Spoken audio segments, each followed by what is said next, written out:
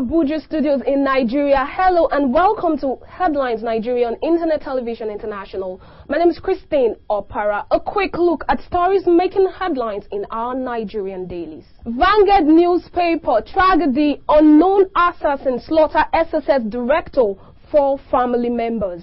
People suspected to be hired assassins exploited the cloak of the night on Monday to slaughter an assistant director of the State Security Service, SSS, his wife and 3 children. The former top security chief, identified as Garuba Bello, 54 years, an indigene of Hadeja in Jigawa State, was based in Sokoto and was in Kano for Salah break when he met his untimely death alongside his wife, Habiba, 40 years, who was suffocated and stabbed to death, while the kids, who were also identified as Khalifa, 14, Hafsat, 16, and Murjana, 5 years, respectively, received the same treatment. Next newspaper: Ribadu calls for Bola immortalization. Former chairman of the Economic and Financial Crimes Commission, Nuhu Ribadu, has made a strong case for the immortalization of Bola Ige, former Attorney General of the Federation and Minister of Justice, who was murdered by yet unidentified gunmen at his Ibadan residence on Sunday, December 23, 2001. The Nigerian Tribune newspaper: alleged fake security report, Mimiko dares Agagu, SSS. As the controversy over the State Security Services report used to resolve governorship elections dispute in Ondo State rages on, the state governor, Dr. Olusegun Mimiko, on Monday challenged the former governor, Olusegun Agagu, and the SSS to produce their own authentic reports if the one presented by him was fake and claimed by them. Nigerian Tribune newspaper: federal workers to enjoy new salaries soon, wages commission.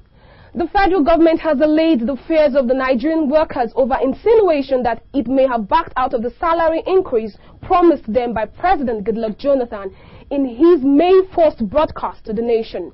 Chairman, National Salaries, Incomes and Wages Commission, Chief Richard O. Ogbule, disclosed this on Monday in Abuja at the opening of a 3-day national seminar on salary administration organized by the Commission in conjunction with Chibel Associates. Away from news, we now move over to politics. This day newspaper: Saraki joins presidential race, confers with IBB, and the rider has it, quits chairmanship of Governors Forum.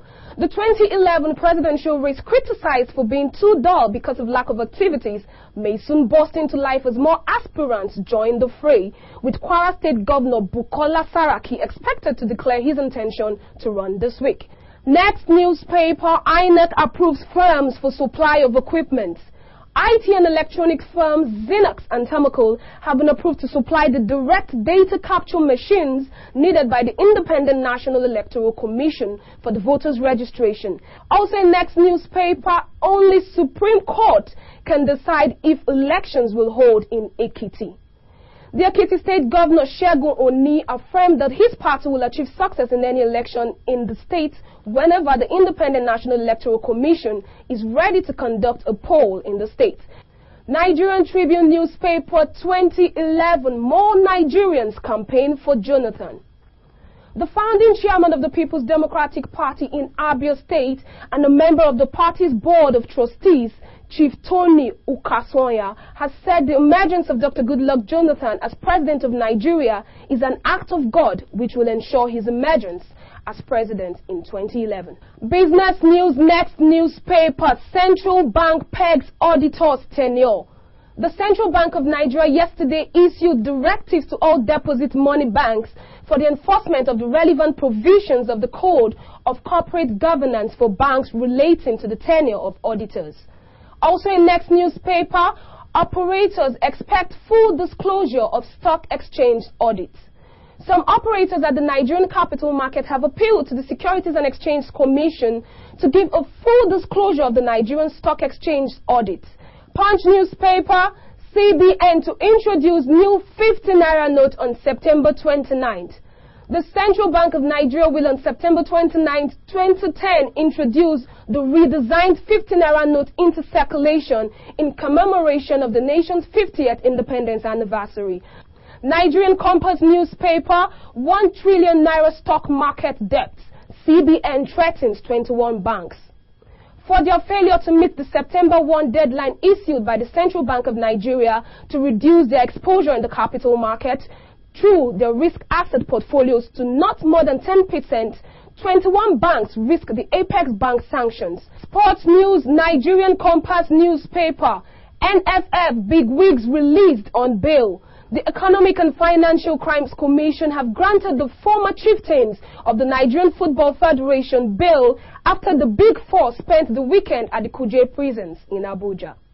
Nigerian Compass newspaper, Osaze wants to lead Eagles attack. West Bromwich Albion striker Osaze Odenwingi has vowed to bank in more goals for club and country if he is played as top striker. Next newspaper, our protest was timely. Rugby football players have said their protest last week at the National Stadium, Lagos, did not come too late. Players under the aegis of the All Nigerian Rugby Players staged a protest claiming that the Rugby Federation's attitude has been lackadaisical about the ban under which the Federation and the game has been groaning.